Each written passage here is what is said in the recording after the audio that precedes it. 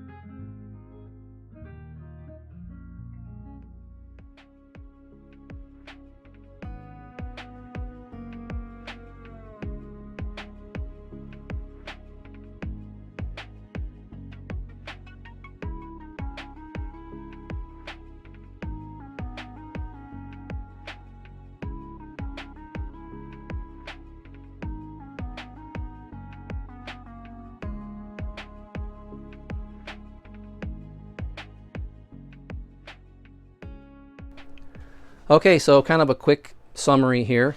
Obviously the engine is now mounted, it's inverted. I took the muffler off so that I can get to the carburetor later when I make the connections. You can kind of see the bottom of the carburetor right back in here in this little window here. This is the lead coming off the engine that is eventually going to connect to the ignition module.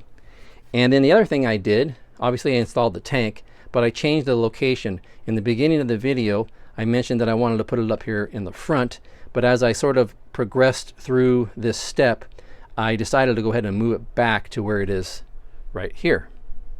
Alright, so the reason I decided to move the tank back is because I need to put the servos for the choke and for the throttle in this compartment, and of course I need the connecting rods and all that. So it just became too constricted to have all that in here. So like I said, I moved it back here, and this is actually a good spot for it because I marked my center of balance, which is right here, and I got it close to that center of balance of the airplane. And that's beneficial because, as you know, the plane is going to be a little bit heavier when you take off because you got your fuel in your tank. As you fly and as you consume fuel, the plane's going to get lighter. So there's a slight shift in the center of balance, or the center of gravity of an airplane, as the flight goes on. Obviously, if the tank is up here, it's going to be, relatively speaking, it's going to be a little nose heavy on takeoff, but it's going to be a little bit lighter on landing. Usually not a big deal, but this just sort of like helps sort of like equalize that difference between the beginning of the flight and the end of the flight. There's not a big change in the center of balance associated with the fuel being consumed. So the next step in the build, I need to mount the servos. I got 2 going in the wing for the ailerons. I got 2 in the back for the elevator and the rudder. And then of course I have the 2 up in front for the throttle and the choke for the engine. So the ones up in front here, I have to make sort of like a little mounting tray or something for them. So I'm going to get all the servos in, and then I want to make my connections, and I'll probably put the control horns on the ailerons and then the control surfaces in the back. So that'll be next time. And then from there, we'll see how far along I get in that video. And I don't know if I'll continue on and start working on the rest of the electronics, but obviously I got to put in the electronic, the ignition module. I have switches. I have a power switch for the servos and the receiver and all that. Then I have a power switch for the electronic ignition. And then what else? And then also I have to sort of feed and figure out where I'm going to put the fuel lines. I kind of want to do the fuel lines as I go with the other stuff, so I can kind of get everything set in the right location. So thanks for tagging along with me in this build. We're getting closer, and thank you for your comments. I always appreciate everybody's input. I learn a lot from all of you, and in fact I've learned a whole bunch since I started this channel from everybody out there. So I really appreciate those comments. There are no bad comments. Just tell me what you think and let me know what I'm doing wrong, and any tips I can get from you guys. I really appreciate it. So thanks for watching my channel, and we'll see you next time.